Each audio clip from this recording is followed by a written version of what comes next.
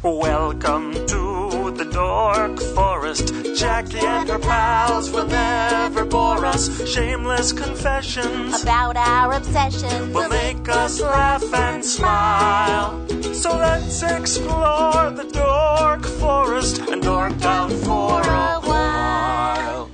Hi, it's Jackie Cation. Welcome to the Dork Forest. You know the websites, JackieCation.com, DorkForest.com, TheDorkForest.com, also FamilyPetAncestry.com. I bought it because don't you want to know if your cat came over on the Mayflower? You do. You do. That's a new joke I've written, and I've written it. I've committed to it so much, I've bought FamilyPetAncestry.com, which points towards my own website. You're listening to The Dork Forest, which is a all things comedy podcast. It's on that podcast network with the likes of Aaron Foley and Baron Vaughn and Bill Burr and Al Madrigal and Tom Papa and 1,000 other great podcasts that you can listen to. It is October 21st, and today's show is fantastic. The credits, of course. Mike Rickberg composed and sang with his girlfriend, Sarah Cohen, the intro song. He'll sing again at the end. Patrick Brady fixes this audio. God love him. God love him. He also does the teaser videos, which are clips of each of the shows. If you just want to see a clip, it's on youtube.com/thedorkforest. And Vilmos is the guy who fixes my website.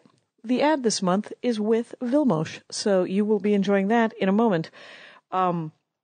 If you would like to donate to the Dork Forest, it's October. You should do it, because in November and December, I ask that you not donate to the Dork Forest, but you find a food bank in your local neighborhood and donate to them. But you could donate to me this month in October. I'm looking for $100 a year from each and every one of you, super fans. I send you a note. Is that something? If you are enjoying the show and you have $100 a year to give out, you could do $10 a month or $8.33 if you want to go through November and December.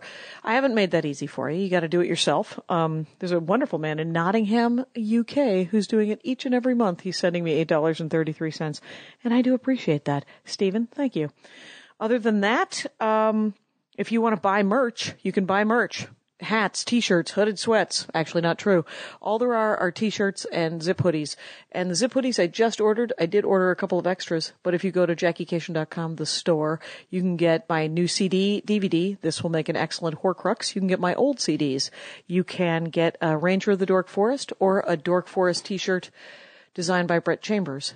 The Ranger shirt designed by my nephew, Salmon Beemel Benrud. Very good stuff. This week in stand-up comedy, I'm in Los Angeles. Very exciting.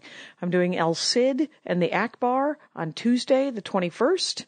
I'm doing the El Rey. I'm doing a benefit for the LAPD cadet program. And that's at the El Rey with Bill Devlin. That's on Thursday the 23rd. And then I'm hanging out with a friend of mine over the weekend, so I'm not doing any sets. But the following week, I'm in San Francisco with Maria, and it's Halloween. So happy Halloween, everyone. Listen to the show, because I think you're going to like it. It's Vilmos. If you've heard my name before, it's because I've been taking care of Jackie's website since 2010. I talk to people all the time that feel like they're being held hostage by their web guy. They didn't get the site they wanted, then when they want to make a change, they have to wait forever. That's why my web design philosophy is a simple one. It's your site. You should get what you want. I will take your idea and turn it into the site you've always wanted. Then, if you need to make changes, they will be done promptly. Maybe you already have a site that you need to make changes or additions to. I can do that too. It doesn't matter who created your site, I can still work on it. So take the first step towards a positive website experience. Contact me, Vilmos, at hiredguncoding.com.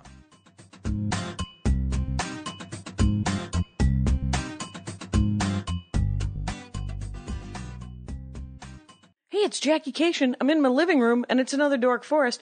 I'm sitting here with Kipleigh Brown. Hello, Kipleigh Brown. Hello. I know you as the talking head anchor lady on iOS Top Story. Top Story Weekly, that's Top me. Story Weekly, that's yes. you. You do the crazy. I love that is a great show. I enjoy that show a great deal. It's been such a gift. I mean, it's regular stage time. That's super fun. I mean, and for people who haven't seen it or don't know about it, it's a sketch show. We do a brand new show every week based on news and current events and pop culture. Yep. My favorite, Lil Hashtag. I've talked about Lil Hashtag on the show. Lil Hashtag is your youth entertainment news correspondent who speaks only in hashtags and raps. I love him too. That is it's a pretty great. Anyway, but I have not had him on the program. But you, Kipleigh Brown, at Kipleigh Brown on the Twitter. Kipleigh Twitter. with a K, Kipleigh, and also Kipleigh.com. So you're an actress and do sketch comedy and all these things. And I said, what kind of dorkdom do you have? And you were like, I don't know. I don't know which one to talk about. You don't know which. So many. There are so many, and then you worried. You were just saying that you were worried about the difference between dork and nerd. There is no difference. We are in the safest of all spaces where you can call yourself a geek if you want. Do whatever you need to do. Yeah, I think I've discovered that. I'm not defining things for people. What I'm doing is I'm calling a show the Dork Forest. Yeah. So you don't want to put labels on people. Dude, you're not in a box. Yeah. All I'll say is that this is the safest space in the world. You want to talk about your wig collection? We're going to do it. She just outed me. I outed you. Here, and the thing is I love the lists that I get from people, and you buried the wig thing like 6. Well, it's kind of weird, maybe, but It's not weird. It's the greatest story. How? Top Story Weekly's perfect cover. Oh, that is great because it's having a work. wig fetish kind of thing. Yeah, because I have to play different characters every week, and we do costumes and props, even though it's a new show every week. We do the full-on production, Yeah, and so how many wigs do you own currently? What? I have lost count, but at Over 20 wigs. Yes. I'm in about the 40s right now. Okay. That's a lot of wigs. It is a lot of wigs. Wigs are not cheap, I'm told. I do not get the super, super expensive ones. I have maybe 1 or 2. Made out of real hairs? I have a few of those. Okay. Those are the super expensive ones, right? Because you got to get people to give up their hairs. Basically, yes. You have to scalp someone, or maybe that's not how they do it. I always picture Happy it that Columbus way, Day, everyone. Let's do this. I always like to imagine that it's actually their skin and just their. No, I'm kidding. Jeffrey Dahmer, obviously. Yeah. Oh. Yeah. Off to a good start here. Serial killer Kipleigh. So you have many wigs, but are they? So you have some wigs, like. How long does a wig last? Can a wig last for a long time? If you care for it properly, what is the proper care of a wig? I think that one should only brush it with a wig brush. Oh, there's a wig brush? Of course there is. Yes. Why? What makes it different? It's got really wide. It's got little needles and they're very wide, like far apart, so that it doesn't yank. The hair out. It's sort of a very loose kind of brush without any gripping power. It just kind of flows through. And I want to make sure that I specify, Mama, don't get those like cheap Halloween wigs and stuff. I don't get the like $400 real wigs. Okay. Yeah. But anything I have has to be able to pass for. For actual hairs. In my personal category, not because of Top Story Weekly, but my personal standards have to be met. Fair enough. My mom, my mom who died when I was little, as opposed to my stepmom who just died. But my dead mom, a lot of dead moms. My father hard on women. Anyway, but my dead mom, she used to wear a wig and she would put it on a head next to her on her dresser, and she would have it set. Is this a thing? Have it set by the hairdresser? Mm-hmm. It is a thing. That sounds expensive, doesn't it? I don't have mine set. I buy them basically as a loose hair. It's not a hairstyle like that's a bun updo or anything that I buy a wig that looks like that. Oh, good. You can buy it. Essentially, it's already done in the style to which you wish to wear. It's just hair. It's not really hair that's pinned in any way. So it's either a bob or long hair or really short hair or purple hair or white hair. Okay, so it's essentially it's just a normal hair, and then if you wanted it to be an updo, you'd have to get all into it and updo it. I'd have to, that's the tough part because unless you get the really fancy wigs, it's hard to style a mid-range wig because they look funny when you do that. They don't fall in the right way. Yeah, it's but it's interesting. So, do you have are they mostly blonde wigs? Or are they mostly? I have every color. My initial attraction to them was auburn. the opposite of my own hair. So I wanted to try out different hair. So blonde was like the last one I bought. Right, because you were blonde. Yeah. So you wanted to know what it would be like to have dark black hair. Yes. Was that one of the first? Yes, that was my dream. Do you have a favorite? Hair. Oh, they might be hearing this. I don't want to insult any of them. I love you all, guys. I do. Each and every one of you. You rise to the occasion. Yeah. But one of my favorites is a wig that I got to play a vampire. Yeah. Oh, right. A long time ago, for Halloween. Sure. Not play one like an actress would actually get paid to play, but, just by myself on Halloween. No. And that one is human hair. And I did invest like $100 in it back in Chicago where I lived at the time. And that was like a major, because I was, living on a shoestring, and it was like, it was an investment. You spent $100 on a wig. I did. Yeah, that's a big deal. That's when I knew I had a problem. Right.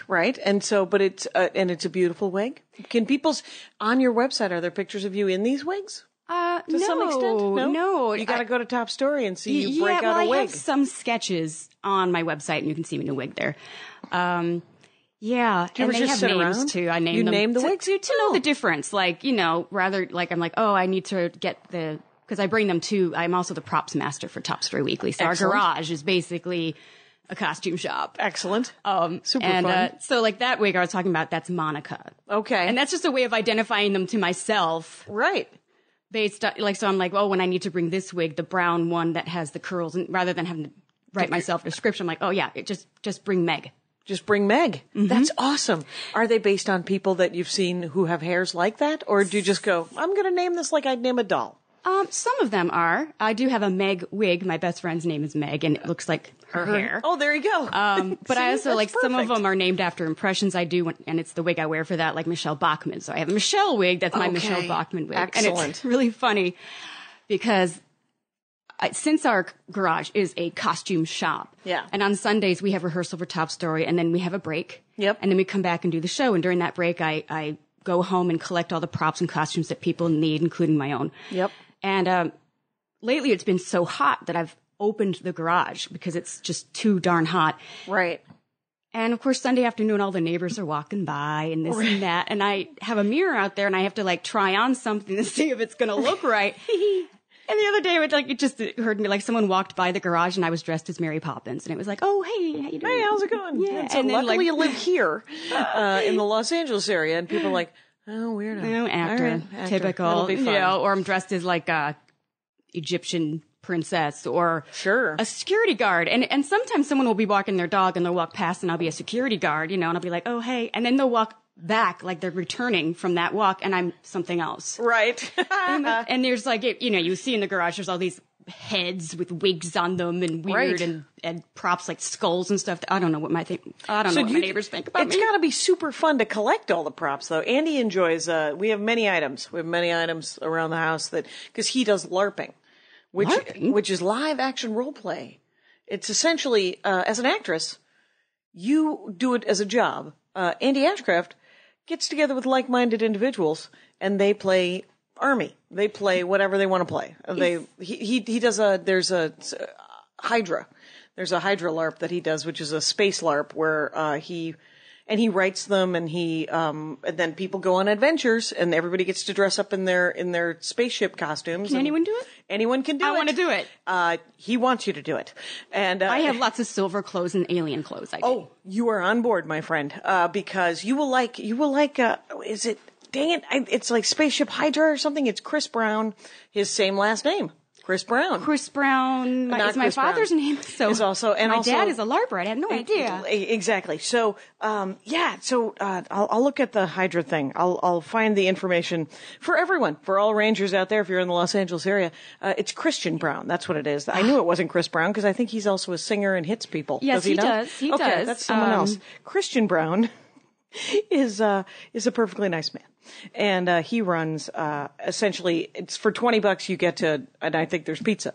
Well, so, then that's it. You get to play a game. Totally. Yeah, you get to play a game and dress up as a fun thing, and there's pizza. I have a Metropolis robot. You have $20. It'll all work outfit. Out. Yeah. Oh, that'll be fine. Waiting to break out. Metropolis Never needed it. robot. What's a Metropolis robot? You know the movie from the 20s, one of the first silent films that was like a big science fiction.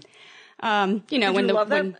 Oh gosh, yeah. Have you seen it many times? Oh my God, yeah. And right, of course, because now you also said that you collect colored lights. Are they in your prop area or are they somewhere else? No, those are all over the house. Okay, so they're just like lamps and stuff where you're like, well I'm gonna have a differently colored light in this light lamp? It all started, well, I'm very affected by my environment. And if it's not a pretty environment or not like a mood or something, I like to set the mood for just hanging out with myself. That sounded really weird. That's perfect. Yep. Hanging out with myself. And like sometimes fluorescent bulbs or light bulbs are just too glaring. So I bought this like halogen light that you can change the color. And then I got a bunch of those. And then I got these glowing orbs that you just, turn them on and they change different colors. They're LED changing orbs. Oh, so wow. I have glowing orbs and cubes. And then I have finger flashlights in every color. And oh, that's super fun. And you put them on your fingers and you can kind of look like a weird robot thing. And should I mention who you're married to? Yeah. You can tell them. I'm married to an amazingly patient man named Emo Phillips. He's a comedian. Which, as soon as you said, I like to put the flashlights on my fingers and wander around, pretend I'm a robot, I was like, oh, Emo's cool with that. He is cool with that. He loves it. And, there's really no one else on earth, I think, that would accept me the way, because I'm weird. At home, I'm just weird and weird. And I try to control it in public, but I have like impulse control issues. Sometimes I say things I shouldn't say. I just had that. I just had that today. I was in line at the bank and I didn't think I'd get back in time to do this recording. And so there was how they go through the line sometimes and they're like, hey, are you just depositing? Do you need any money back? If you're just depositing, I could take you. And the woman right in front of me said, I'm just depositing, but she was also on the phone. And she had been on the phone, and so she walks away, and I said, I'm just depositing, and I'm not on the phone. I said that out loud. I'm glad you did. Because in public, and the woman looked at me, and then she said, please. Good for you, because and kind of good for her, right? That she kind of admitted that she was being a douchebag. Yeah. I mean, people on the phone, and some of them talk really loud. Not in a retail situation. I put the phone down in a retail situation, because that person's earning $8 an hour. Let's have a moment. Yeah. Why don't we not do it connect. wrong? And exactly. Look them in the eye. Try that once or twice. Just try it. The tiniest of connections. And for the love of Christ, they're at work. And really, are you that important that you can't stop talking to the person? I'll have a extra hot latte. No, screw you. Just really put it down rude. for a second. It just feels rude. So yes, and Brian Regan we just did a whole thing about lines. We never did get into this. I heard some of that. I love it. Yeah, that was a pretty good one. It was. Forked lines at the end. It's what I loved about, so we've talked a little bit. I want to get to the ones you'd sort of, because you were like, this is a journey. This was a journey, you said, of discovery, to discover your own, my own dorkdom. Because I was like, I'm a nerd. I know I'm a nerd. But see, dork, I guess the distinction is a nerd generally has to do with like technology and science fiction. Mm-hmm. But a dork, I think, can be just enthusiasm as far about as any subject, enthusiasm to the point of being just a dork about it. Yeah, just being a dork about it. And it's nice. I'm going to have Suli McCullough on, who's a stand-up comic who loves sneakers. Gentleman enjoys the tennis shoe. And I was like, does he collect them? Like hundreds of pairs of tennis shoes. And was early for a show. Went over to the whatever tennis shoe store over at the Beverly Center, and looked at tennis shoes for an hour. A man with a shoe fetish. I like it. It is nice, and it's specifically a tennis shoe. I mean, Andy has a shoe fetish. He only wears red dress shoes, and I don't know why, but they're nice. They're very nice dress shoes. But, I love it. I love it. See, I just threw something at my host. You're good. Through the cap of a pen that I borrowed from her. What I like is that Emo said, "What about that music you sleep to?" And so you played me a little of it. And it just feels like white noise, but it's more than that, right? If you heard the full spectrum of it, and in the context of this is Emo is a strange man. Come on, yeah. Shocked. I know. I think we're all shocked. And so for him to think something I do is weird. Right, take grain of salt. Grain of salt. Right. Sure. And I'm like, I'm not a dork or I don't have, like, is there anything about me I should like? Then he's like, well, why don't you play the music you fall asleep to? That's a little odd. Right, because it's not only the music you fall asleep to, it's also the music he falls asleep to. No, I use headphones. Oh, fair enough. Because it's not fair. Because it's not necessarily even soothing music. Some of it becomes very tense, and it's like science fiction sounding machinery. It's just a white noisy science kind of fiction. thing. I even fall asleep to the Voyager recording, the NASA Voyager recording. Oh, well, why don't you play it and tell me about it while it plays in the background? Okay, here's the this is a group called Demdike Stare.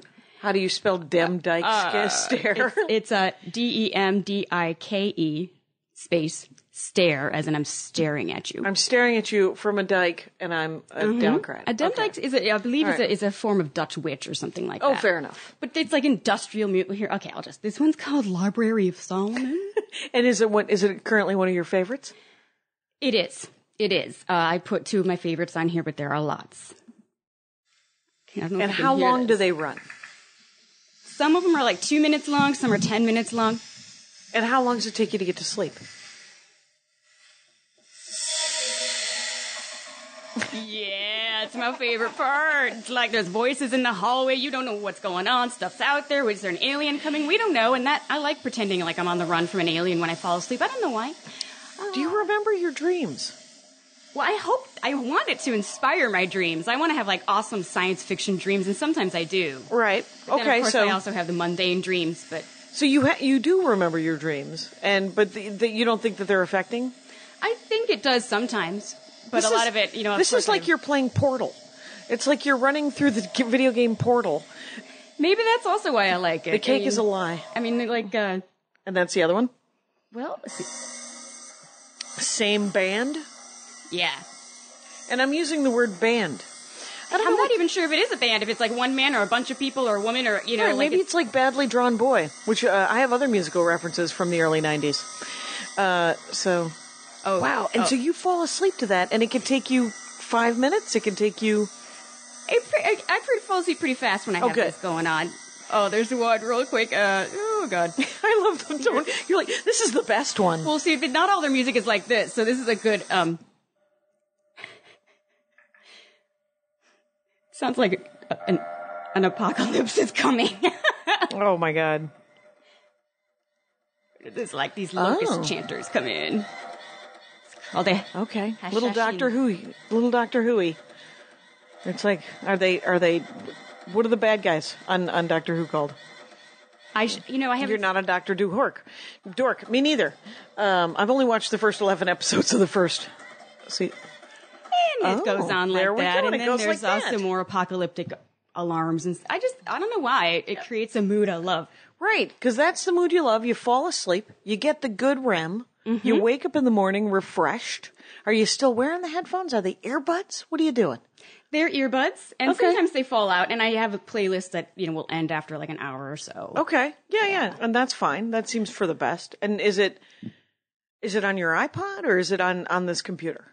It's on my phone and my iPod and the computer. Whatever is handy. And right. When Emo's out of town, then you crank it. I get crazy. Then it's a party. Then it's out loud. I don't need my headphones. And me and the cats have a party. You and the cats. You have a machinery cat party. And what do the cats like it? They do. Well, I give them some catnip, and then I crank it up on our stereo downstairs. You stone out your cats, I do. And you're like, I totally this is it, you shamelessly guys. do, and they go crazy. And then I put on like the machine noises, and we all run around like freaks. And with that robot movie from the 20s, Metropolis. That's not a bad idea. You put your robot costume on. You sit with your cats all junked up on catnip, and put this on, and on silent. What was it called? Metropolis. That scenario has happened with everything except actually putting on Metropolis. I'm not saying I might walk around in the robot outfit when I'm alone at home. I'm just saying I don't have to. Oh, I don't think there's anything wrong with that. I have an Amelia Ear hat that I occasionally just put on because it makes me happy. It's got Amelia goggles. Ear hat? Yeah, it's got a hat. It's the hat and the goggles. And I like to wear the goggles up high, and I like to pretend I pretend I'm helping Snoopy, quite honestly. I got some free time in my brain box. I like the crossover there. Crossover. I've been listening. Sure. Snoopy, Red Baron / Amelia Earhart. Yep. She didn't disappear. She actually did the AHA video where she turned into a cartoon. She turned into a cartoon, and Snoopy will occasionally run into her next to the Thames. Is there a love interest there between Snoopy and Amelia? Wait a minute, Froze. Is that gross? Because it's cross species, Yeah, but see, then again, you got consenting adults. I know that is a weird one. I always think about that. The weirdest one was in this last movie. They showed their kids, and some of the frogs were pink, and the pigs were green. I think, if I remember, or I created it in my head to be creeped out. That one of those two things happened. I like both. I like the idea of like weird genetic hybrid pig frogs. 'Cause that's what would happen. I don't think they'd be cute. They wouldn't be. On the other hand, an owl bear, which is one of the first villains I fought in Dungeons and Dragons, is is a giant bear that also is an owl. And you know what an owl bear says? Grr-hoo. Anyway, that is my impression of an owl bear. Grr-hoo. Good times, right? Who doesn't like an owl bear? Can it fly? Because that would be terrifying. Can you imagine? I think the size of a bear flying. Well, because we were only like second level Dungeons and Dragons characters, so it couldn't have been that powerful. Though there were 5 of us, so we did eventually kill the owl bear or drive it off or do whatever you do. See, that sounds. I used to play Dungeons and Dragons too, and our dungeon master. I was a computer programmer. In Chicago, and so our programmers would get together and nice. And our dungeon master would make up villains, and he had like man-eating chipmunks once, which is funny. Yeah. But I was like, I want scary. I want it to be, kind of cool. And like, he kept coming up with like quirky, whimsical villains. And I'm like, can't we just have something really freaking Here's what I have learned. What I have learned about different game masters is that the game is entirely different via whoever's writing the game. It makes perfect sense, but I didn't see it until I started playing like other games. Like, I've been playing this one D&D game, and Andy's the game master, and he enjoys silly, but he also enjoys someone super, super powerful. Like, one of the first major, and we just killed him. Nope, we can't find him. Oh, shit. Anyway, so one of our first major villains that we ran into, and then ran away from 10 years ago. We've been playing this game, by the way. I love it. We were level 1, level 2, whatever. I'm a rogue. Oh, I was and a an rogue. archer. Very nice, very nice. And now I'm a level 716. So I'm essentially a god.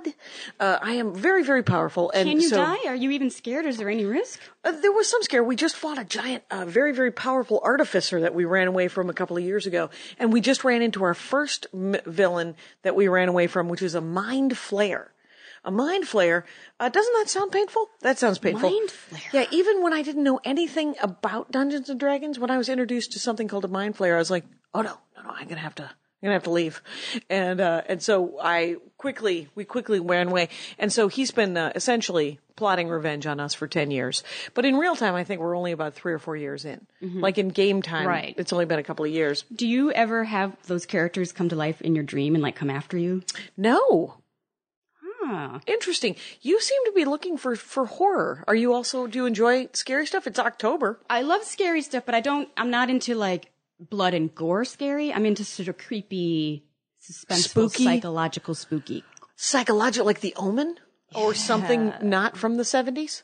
What is Alien is my favorite movie. Okay, now Alien, I saw Aliens, which was more of an action and quite scary. I found it scary. They both are. Yeah. Yes, but Alien is mostly a mind fuck, if I remember correctly. That's right. Yes. And I kind of lost interest. I mean, I've seen all of the movies. The only movie I ever walked out of like in a huff was Alien Resurrection because it was just so stupid. Highlander 2. I'm very I haven't seen Highlander 2. Oh no, there was a movie that they missed, destroy. and there should have been a Highlander 1.5. Clearly, there was a movie missing to explain why. Alien Resurrection. I didn't see Alien Resurrection. Was it? It was terrible. It's just you did not enjoy. At some point they just go for the big explosions and the cool effects with no plot, and then like irrational things that are stupid, and they kind of turn the character of Ripley into this like I don't know. You actually want to be have your mind turned in circles. Is that what I'm seeing? Yeah. When you go to a scary movie, how about The Ring? I heard that was good. The Japanese one and then the American one. I heard that was scary and kind of. I saw the American one. Okay. With Naomi Watts. And they did a nice job. Very nice. As very far nice. as creep factor 12. Yeah, very creepy creep factor, and The Shining, of course. The Shining, Kubrick style creep. Sure. And go on. Wasn't there what other? Doesn't Stanley Kubrick do a lot of scary movies? I feel like I would always be uncomfortable if he was. Yeah, well, it depends on what you find scary. If you find a really long movie scary, then 2010: A Space Odyssey. Oh, I heard that didn't actually go very well. 2001, I hear was. Did you see 2001? Oh, that's what I meant. 2001. 2010 was the sequel. Oh, okay. Oh, the 2001 was the first one, and it was supposed to be seminal, and it was amazing, and it was very tense. It is, but it's also very artistic and it takes its very time. beautiful. And some people don't appreciate that. Oh, right. Like if you're a science fiction action thing, you're like, oh, it's a space movie. You're not going to like it. Oh, right. Because but I have found like there's some movies like you watch the older movies and the pacing is so much slower, and you're like, oh, but that was worth it. It can't. I think so. Yeah, I like it when there's character development. What the heck? These days they don't. Really. Even Elysium, which I'm told the guy who wrote and directed that, the guy who did District 9. Did you see District 9? I did. Shrimps. Mm-hmm. It was essentially apartheid with shrimp people. Yeah, and they eat cat food. Was that the name of the South African guy? No. They remember the people. Oh, and they ate cat they food. They'd throw them cans of cat food to get them to behave. Yeah. And the guy who turned into him started liking cat food, and he was like, "This is amazing. Why is this so amazing?" And pretty gross. So we bought District 9. I have not watched it again because I knew it was very well done, but it seriously creeped me out. Yeah, it's Peter Boyle, isn't it? Is that Peter Boyle? I think. I don't know. I could have totally. I just could. Someone's yelling at the iPod now. Don't worry about it. I know. Yeah. I'm going to get hate mail. So the mind stuff is interesting because you have mind stuff that like you love. You were just talking about metaphysical underpinnings of different things, right? Like you like the consciousness. What does that even mean? I'm fascinated by like the nature of reality and consciousness, and that we all might be hooked up to a giant machine, like Matrixy, or no? Not so much that. I mean, I find that interesting, but I don't necessarily believe that. But I mean, and this is a layman, Bland's version of science. So it's like my interpretation. Layman? That's the only way to go around here. I swear to God. I'm going to go get more coffee. Please tell me into the microphone, and so people can hear while I go get more coffee. Okay. So this is kind of weird, guys. I'm by myself, and she's in the other room. I'm hearing a lot of banging, screaming, and someone just said, "Help! Call the police." Well, you know, like one Harvard scientist or someone said, "We know everything about the brain except how it works, and so we don't really know what the nature of like being aware and aware of our own existence." You know, and it's like the same question they ask when we wonder if artificial intelligence could ever become sentient. Right. There's two scientists that have lately had a lot of papers come out, and it's Penrose and Hameroff are their names, and they were studying the nature of consciousness. And again, remember, this is a layman blonde, and I could get a lot of stuff wrong. So, but go for it. They were looking for a change in the brain between when you are unconscious and when you are conscious. Now, when I say unconscious, I mean thoroughly unconscious, meaning not asleep.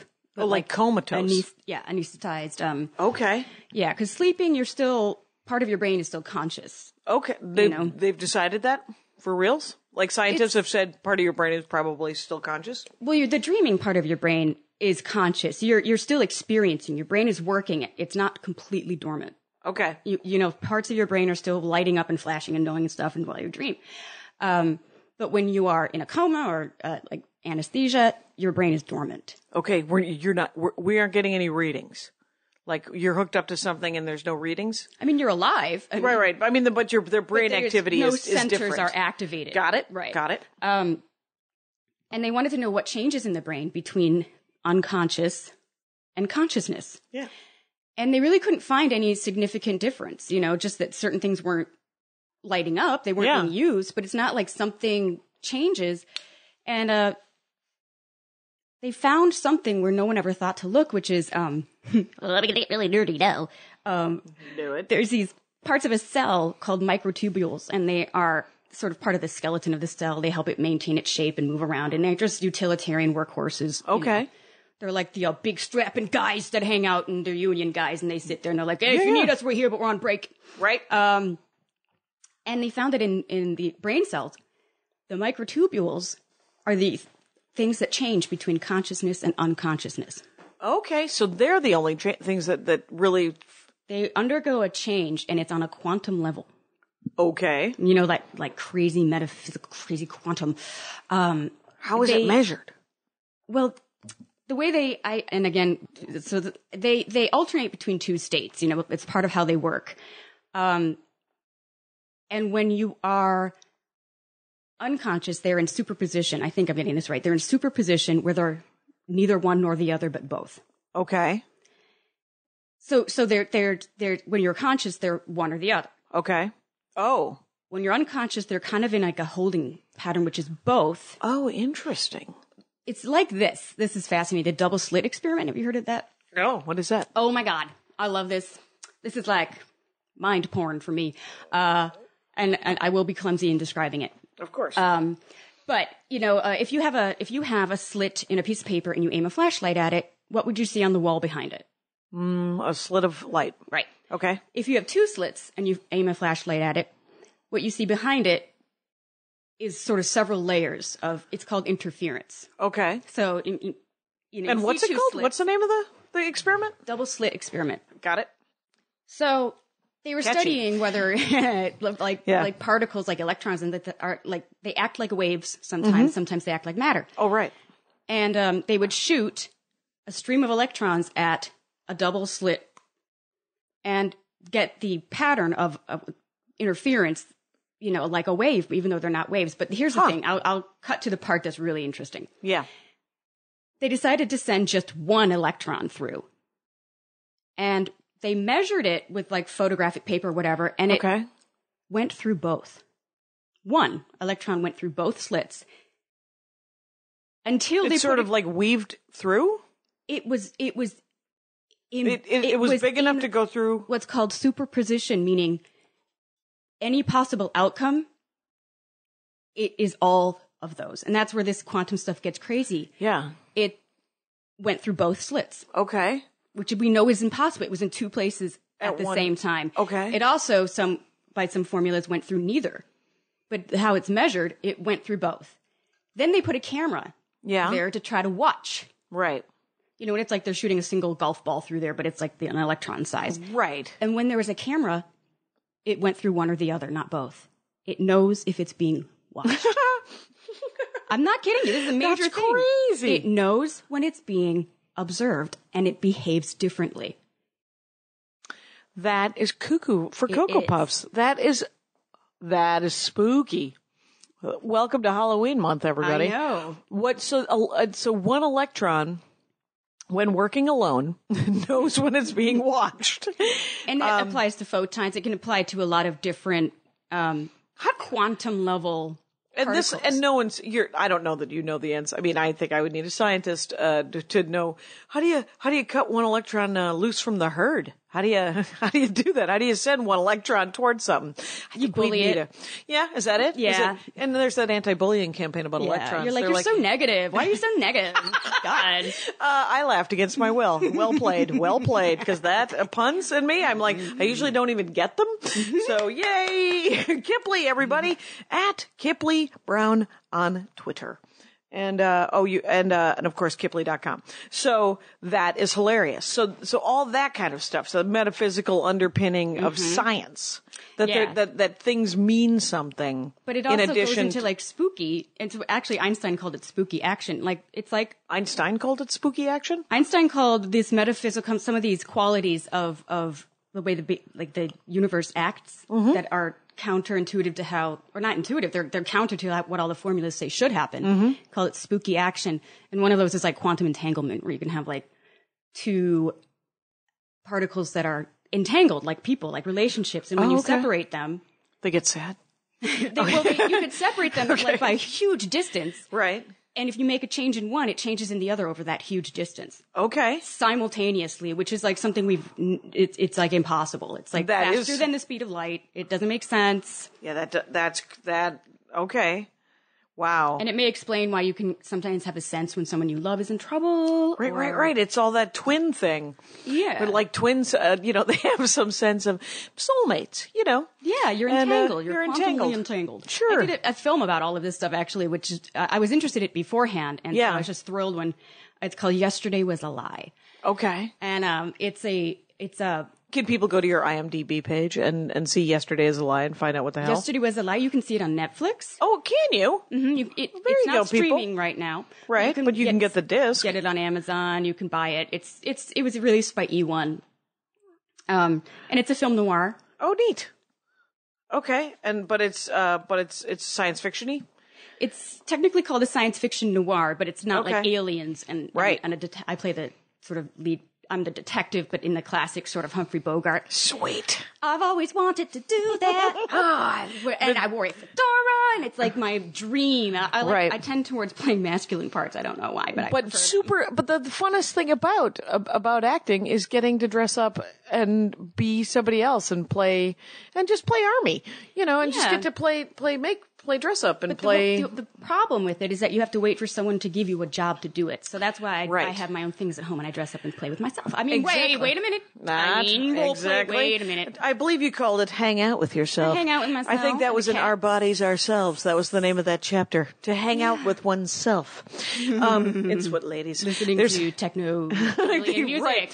And did you ever read Our Bodies, Ourselves? No. Our Bodies, Ourselves was like this thing put out in the 70s that were given to young women so that you could find out what your parts all did, right? And it was all very medical, but also very clear, and it didn't try to lie, and it didn't try to scare you. It was just, and there was a chapter about masturbation, and it was not called Hang Out with Yourself, but there was a line in it that it said, make a date with yourself. Like, give yourself a nice bath, get yourself, some lighting. And this is in the 70s?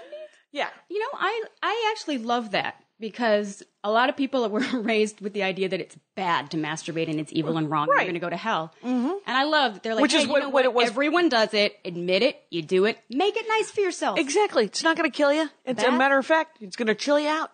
It's going to chill you out. Everyone does it. I refer to it as watching NCIS. No, I'm kidding. NCIS is a TV. I know what it is. You find it as a masturbatory show. No, it's on this show, the Dork Forest. I consistently mention that one of the things I do in the afternoon before shows is I watch a lot of NCIS marathons, Castle, Bones, and what it is between 6 and about 3 and 6 at night, 3 and 6 in the afternoon. When you do stand-up comedy, that's nap time. Yeah. Which is code for, I'm going to take a bath, lie down, have a nap. And sometimes I nap. Sometimes I watch an NCIS marathon. And sometimes I hang out with myself. Yeah. Well, there you go. Well you should. Do you at least buy yourself dinner afterwards? I treat myself right. I'm not going to lie to you. Yeah, we got cupcakes. I have I'm afraid I've wham bam thank you ma'am to myself several times. And I feel like really used afterwards. Do you ever leave money for yourself on the nightstand? It's like, get yourself something money pretty for me. Is that weird? It's like, here's some money, go masturbate. That would be weird. If it were that would be that would be awkward. In other news, we've digressed. I'm at least worth $3 at least for that. Exactly. Get yourself a nice cup of coffee. Long time. Exactly. Now here we are. We're doing good. Now, when you first said you wanted to talk about Star Trek because you like Star Trek. I love Star Trek. Original Star Trek, Next Trek, Voyager, all of it. What are we talking about? The fact you called it Next Trek is. You're not a fan, are you? I am a fan, but let me tell you something. I was a fan I'm also 107 years old. So when it first started, it's not. What do you kids call it? Next Generation. Yeah, you call it Next Gen, or you call it TNG or something like that. The name of it is Star Trek: The Next Generation. Right, but the thing is I grew up with Star Trek, the original series, and then when Star Trek: The Next Generation came, all of my friends just called it Next Trek. That's actually, I like it. I hadn't heard it before. I like Next Trek. And I love Next Trek, but I can call it Next Gen. I'm open. I'm open to learn. I'm going to start calling it Next Trek. I think that's cooler. Let's swap. Yeah. And then if anybody gives you any guff, you go, I think it's better. Yeah. So hey, I'm different. I'm different. Go ahead and conform with everyone else. I'm going to be over here. Exactly. You and your beard, take it on the arches. Yeah. Which is a fancy way of saying leaving. Anyway, I like it though. Are you ever on the canal? You ever listening on the Erie Canal? Huh? Where you're listening to somebody over Andy and I will sit around and he'll go, hey, are you on the canal? Is that eavesdropping? It is eavesdropping. I love it. Yeah, it's nice. The other thing is if you're on the tower, the Eiffel Tower, if you're looking. See, here's my thing. I like euphemisms for spying. And puns. And so there's a lot of word, I used to be very, very literal and not enjoy puns at all. And that's why that pun made me laugh so much, because now I'm more and more accepting and loving of such things. I like them when they're clever and used sparingly. It's like if you meet someone and every other thing is a pun, and I know someone like that, you want to kill yourself by the end. Right, because you're like, stop. Yeah. It's good. Okay, we get it. You're clever, but let's move on. Let's have a real conversation. Some people can't help themselves. Like, there's a couple of wordsmiths out there. I've had him on the program. Mike Kaplan, MYQ. I love Mike. He's a friend of ours. He's the greatest, right? He's a lovely man. Cannot stop with the wordplay. Cannot. He's been at our house several times and never dropped a pun. He's with his friend. They always come over and visit Emo and me. And he's behaved himself. Well, he must be. He must. It's like stuttering. Maybe he's so comfortable with you, he doesn't feel the need, or he knows that we would judge him.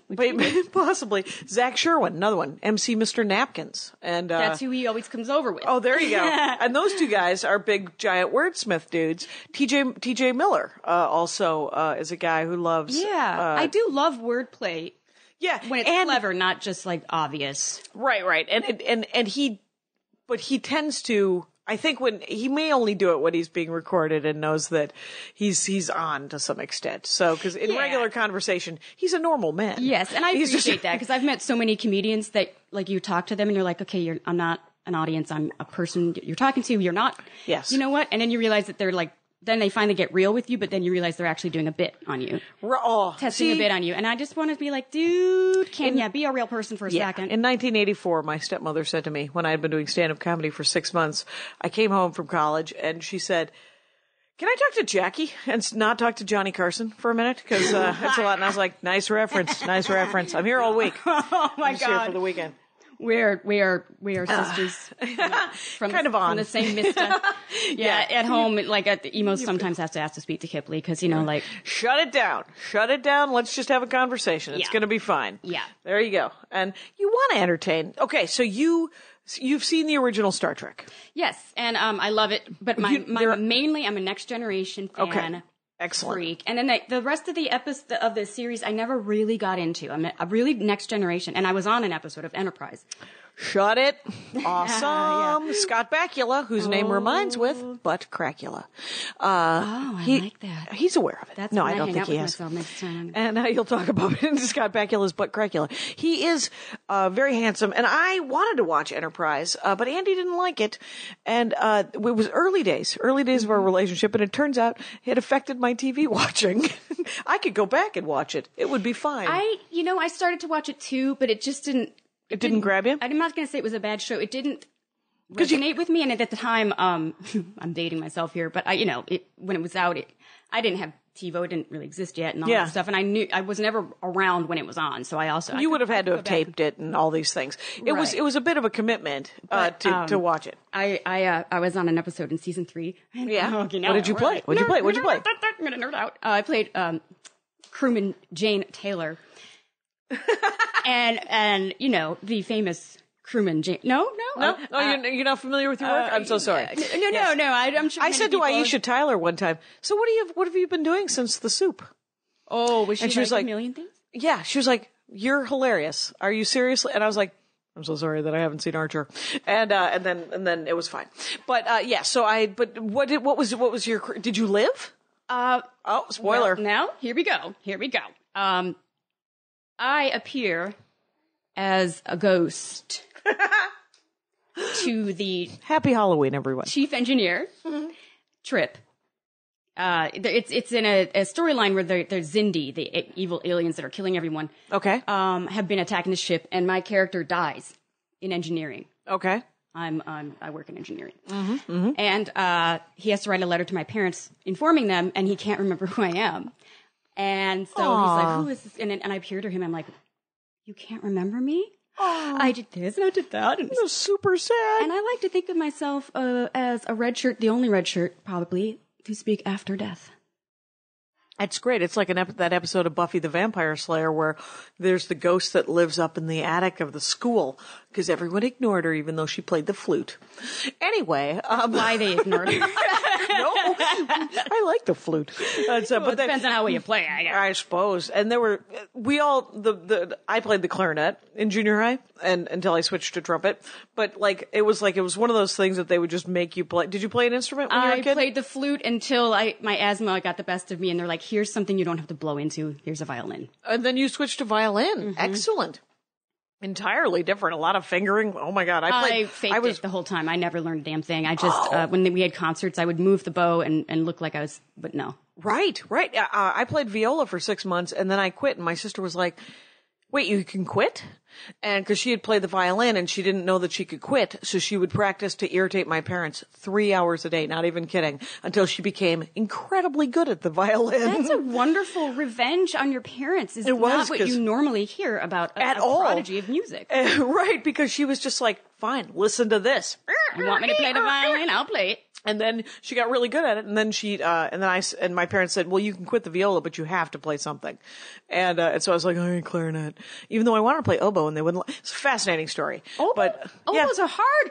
I know. It was a very hard embouchure. Yeah, the embouchure. My sister played the oboe and Emo plays clarinet. And so I've learned a thing or two about embouchure. He's really good at clarinet. And he brought his recorder, the episode he did, and we played a little recorder together. And he said, "Well, if you need to borrow a clarinet, I have an extra clarinet." He has many.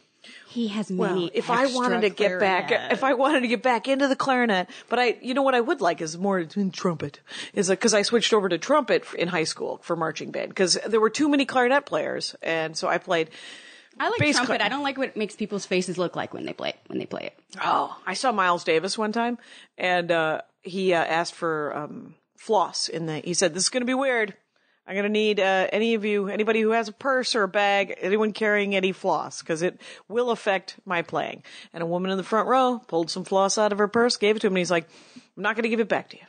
And it was very funny. I would have wanted it back if I were her, because then I would keep it. I think, a little DNA kind of, exactly. But yeah. Like I liked the sound of the cello. I had a choice. Oh, the cello is the best. How it made women sit with their legs apart, and I thought that was like kind of like unladylike, and so that's why I chose the violin. Where were you raised? Outside of Chicago? Mm-hmm. All right. Yeah. Lake Forest, Illinois. Oh my gosh. I know. It's a waspy upbringing. Suddenly she has a new image of me. Well, that's because I'm from a factory town outside of Milwaukee. See, so I pretend I'm from a factory. I want to be from a factory town. No. No. I'm grateful for the upbringing I had. Exactly. It was very snooty and elite, and my parents kept it real for us. And they did as much as they could, and everybody's upbringing is as concocted as the next person's. And my mom is English, and she was like, oh my God, super poor. That's hilarious. The Lake Forest English, and yet she came from poverty, and so she was like, poverty. You're like, oh my God, all right, so I get why the cello thing. She kept it real for us. I mean, I had to get a job.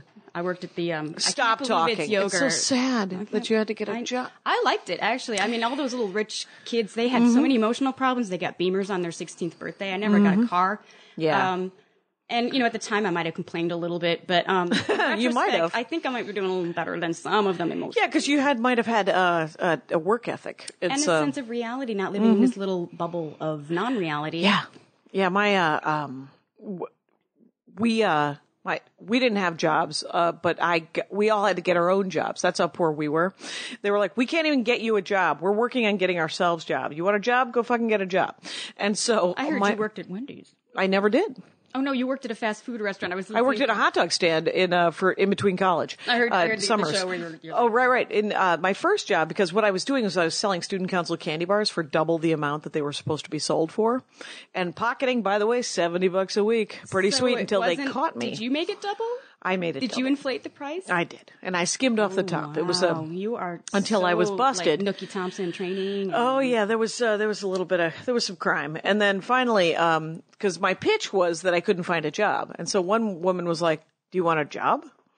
And I said, "Yeah." And then I didn't. It turned out because it was a lot easier to sell candy bars, but I did have the job for as long as it lasted, and then I had to. She liked me, the woman who owned it, but her mother, who was one of the other owners, hated me for some reason. And it was my first job, and it was I was a dishwasher, and which is the dumbest job in the world. How could you hate a dishwasher if they're doing their job and that's breaking them? No, I wasn't breaking them, and I was doing my job. But I don't know if you know this. I'm a little chipper. I'm a little chatty Magoo. Oh my God, I'm shocked. And it was hard to believe, and so I guess I was a little too chatty in the kitchen.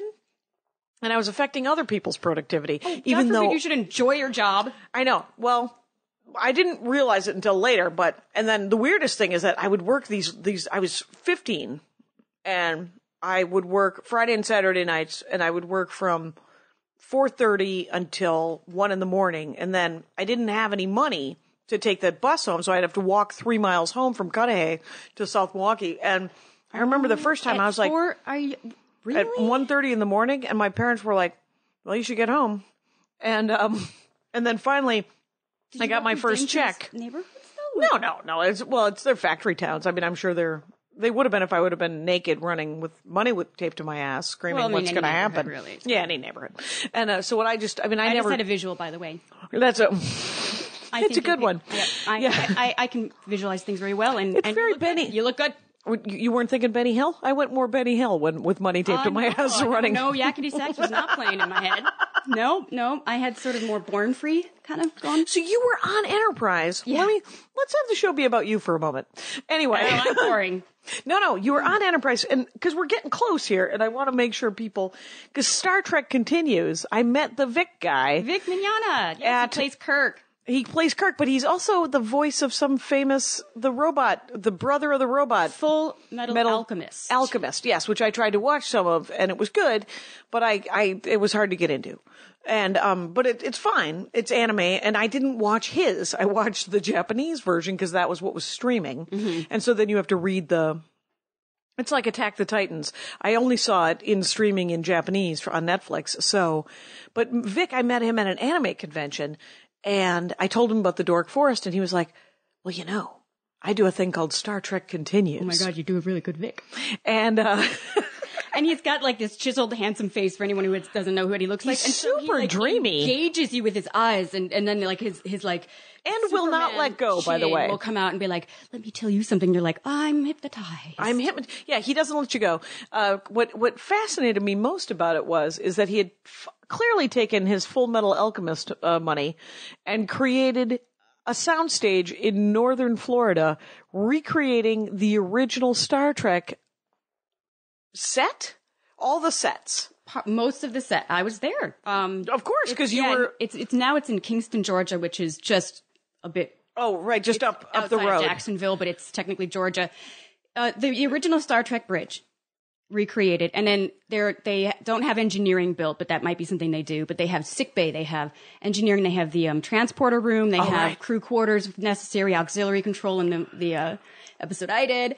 And hilariously though, because what StarTrekContinues.com is it starts right after the last episode with Kirk, where the original mission ended. And I was skeptical when I first, because when you have a show that I called it fan fiction. Beloved, it is fan fiction because it's not Paramount or He was CBS. Offended. He was genuinely like, it isn't fan fiction. I know why he's because it's so incredibly well done. Right. He doesn't. When I think of fan fiction, I think of like 400-pound men wearing the skin tight Next Generation suit running around with if you need to do that, do it 400-pound men. And the acting is like, stop. Right. Over there. He is, these are trained actors, and he loved, and it's clearly fan generated. Yes. Because he is a fan. He uses, Kickstarter and No, he's a fan. Oh, he is the biggest he's a mega fan. Yeah. He is. He built the damn thing with his own money. He did. Yeah. So clearly it is fan fiction because it is also not owned by the people, right? No, that's what makes it fan fiction, but it's not like the low budget, really poorly written, badly acted, terrible sound, poor sets. It is all of not of those things. It is so good. It looks like the original series, and I was skeptical because I was like, these characters, these are such beloved characters, Spock and Kirk and Uhura and the original crew. It's like people do not want to see recasting anyone of that, but William Shatner playing Kirk. Mm-hmm. And Vic is brilliant because the philosophy that they take on the set is we are not going to imitate these great actors. We know that we cannot be them exactly. Right. What we're going to do is have a flavor of that person and bring a little bit of ourselves to it. Right. So that it's not an impression. It's not trying to sort of copy or it's different enough that you don't feel offended. And it's funny. You're not offended and you resonate with them. So you essentially it opens a small door. It's very easy to accept them playing these characters because they're not trying to sort of rape you with accuracy. Yes. In terms of perfect impressions. Exactly. You know, they're not like Rich Little suddenly is. And my brother-in-law, my sister's husband, is a mega Star Trek fan, a purist, so much so he would not see the J.J. Abrams movies. He did not want to see those guys play those characters. And begrudgingly, he had to watch my episode. Mm-hmm. Oh, right. For You Are Related. Yep. And he loved it. And I was shocked because I figured that. Now, is that the second episode? You're on the second episode? I'm in episode 3. In episode 3. So they've done 3 because I've only seen 1. Yes. The first episode had... was Vic. Well, Vic's in all of them. He's in all of them. He's but Kirk. Right. Yes. Yeah, but of course he's in them. But so there's 3 episodes now. And how long are each episode? An hour? They are about 45 minutes. They're about what the airtime of the originals would be without the commercials. And Lou Ferrigno's in episode 2. Oh, okay. Playing an Orion slave master, which required him to be painted green. Oh, hilarious. And Michael Dorn did the voice of the computer in my episode. That's Worf. Right. The Next Generation. My cat's name is Worf. I'm a dork, and we have parties. We hang out. You do. And sometimes I will play the Next Generation theme song, which also was the song that I made Emo agree to when we, after we said I do and we're married, and you walk off. And you walk off, and we walked off to the Next Generation theme song. You didn't.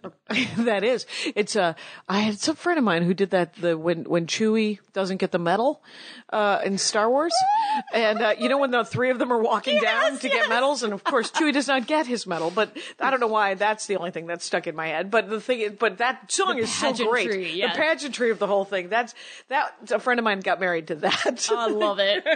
I love it. We got married to Forever Mine by the OJs. Very exciting. I like that. It was very sweet. And, I converted Emo into a Star Trek man. I'm proud of this. And I also made him, turn him into Catman. Oh, there you go. Yeah. So do you rewatch them? Do you ever watch them again? Or do you just, if they're on, you're like, oh, I'm watching this now? I have the full DVD. Oh, you got the DVD set, do you? Okay, so if you needed... time collecting, and those are we get Christmas gifts from Emo every year. Oh, there you go. We first started dating a long time ago. I was like, you're gonna watch this show. You need to watch this show. I mean, this is me. This is about me. This is, me. So, you're gonna watch it, sir. Yes. Back then I called him sir. I like that. It's nice. But we would watch it, and he's such a gentleman. He would sit there, and he doesn't gravitate towards sci-fi. Okay. Per se himself. He likes it, but it's not like something that, like me, where I'm just like, I want to become a sci-fi futuristic. Yeah, you like it. Thing. Yeah. Person. Robot. Cyborg. And we were watching several episodes, and then, he kind of watched it. I could tell it wasn't necessarily his thing. And then at one episode, we're watching it, and he gets, pretty irate, and he says, wait a minute. And he stands up. He says, you can't beam off a ship if the shields are up. Oh, hello. He had found an error and was he's in. He was like dork offended. Yes. By the error that they made. And I was like, by then I just sort of my hands, my work here is done. Your work, in. yes. That is exactly. One of us. And we actually met William Frakes, who plays William Riker. Okay. Did I say William Frakes? Yeah. Jonathan Frakes. That'll happen. He does have a separate identity from the character he played in Star Trek. I've heard. But we met him at a convention, and I was there for Yesterday Was a Lie. And I have social malfunction problems. And we went and met him, and it was there. I didn't want to be like the Star Trek fan. You're like, oh yeah. I wanted to be like, I'm a colleague, you see, because I'm here as an actor myself, you see, and I appreciate Star Trek. I was going to be that person. Oh, were you going to be super cool about it? I was going to be like, you and I, we're peers. I don't think you understand. That didn't work out that way. No? How did it work out? No, I thought what I would do, my strategy was to go in and rather than just be like, oh my God, Riker. I was like, and we had just seen him on an episode of Criminal Minds, and he played kind of a shady character, molester kind of guy. But I wanted to pull up a different project he did so that it's like, you are more than... more than Star Trek. You are more than that, sir. And I called him sir. I went up to him and I said that, and he was like, oh yeah, you saw it? I'm like, yeah. And I was so nervous that the next thing I did is I gave him a double thumbs up and I said, pedophile. Oh, shit. Because he played a pedophile. Right. And I was trying to be funny, cool. But it turned out that it looked Didn't like land? I was... no, it did not, because he looked back at me and just said, pedophile. Yeah. And he did not give me a thumbs back. Nope. He looked at me like, are you kidding me? Do I need to call the police? Right. Freak. Did he try to cut you some slack? Because I got to meet... Danielle Koenig is a friend of mine. She's married to Jimmy Pardo. And her father, Walter Koenig, he came to a show when we both did stand-up together, and it was whoever went on stage, Danielle came up to me and she said, my father is here, and she just made some Spock reference at him. He's never going to come and see me again. And I said, oh man, that sucks. I was hoping Spock. You mean she thought he was Spock? No, she made some reference, like Spock's character, possibly, was or I didn't hear it. I was in my head, of course, because I was going up next, and I was like, oh, that sucks. And she goes, and she was just mad because she was like, he doesn't like a lot of, he's trying to just watch me do stand up and being a supportive dad. And I said, oh, I was hoping to meet him. And she goes, I will introduce him to you, but I will not introduce him to her. And I was like, fair enough. And don't rock the boat. And so I got to meet Walter Koenig, and I've met him like 2 or 3 other times now. That's right. Anyway. I've met him a few times too, Jackie. I just saw him at the Star Trek convention this past August. Yeah. Well, the first time I met him, I tried not to be creepy as well. And so I just stuck my hand out and I said, I really appreciate your work. And then I did an eye slide. Because that's a classic. Because he did an eye slide. Because he couldn't do it. Hollywood. Well, he couldn't. We weren't going to be friends, right? So I just it was just neat to meet him, right? Yeah. Like I met Matt Damon a couple of weeks ago. Ooh. And he came up and he said, he was very polite. And he goes, you were very funny. That was a good set. And I said, well, this is neat. Oh my God. Because I am 107. You have social malfunction too when you're nervous. And the less creepy you try to be, I find I'm more creepy, like saying, like almost it's not great. Like condoning pedophilia, apparently. Right. Not 1 thumbs up, no, 2. Right. Let us tell the people that so people should go to StarTrekContinues.com. Mm-hmm. They should go to Kipleigh.com for all of their Kipleigh needs. And at Kipleigh Brown for a running commentary of how it's going. Let's just be honest about my Twitter personality. It terrifies me, and I'm very bad at it. And by the time I think of something good, the event has passed. So I have 39 tweets. Okay. So So if you just want to check in, it's good because they're not going to flood you. Events, and then when I do have brilliant observations, then the hammer comes down over, and it will be worth the wait.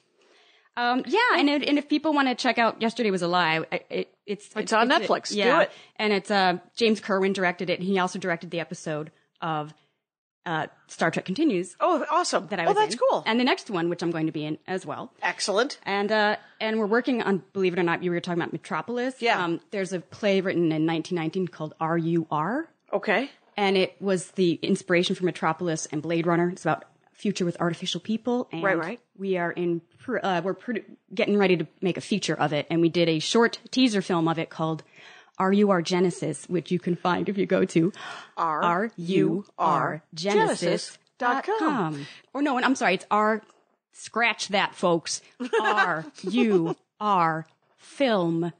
Oh, there you go. Oh, it's not. Oh, so no Genesis. It's just RURfilm.com. Right, because it's the main, and so that's fun. It's a Barbarella-esque style, fun, futuristic 60s shoot 'em up, and I get to fire a laser gun, and it's so, and that's the best. Ride on a Vespa or drive a Vespa. Oh my God. Yeah. Your life is amazing. And can we plug Top Story Weekly Sundays at 8:00 at the IO West in Hollywood? That's it. Los Angelinos dash off because it is super fun. And Jackie was our guest a couple of weeks ago. Right. And they always have one stand-up comic. Kipleigh Brown, thank you very much for being on The Dork Forest. This was awesome. My hat, my hat, my hat. They're dancing around my hat. My hat, my hat, my hat. Well, what do you think of that? If it looks like a Mexican hat dance and it sounds like a Mexican hat dance, it's most likely a Mexican hat dance. So take off your hat and let's dance. Yay! Oh my God. Why don't we just call that as the end of the show?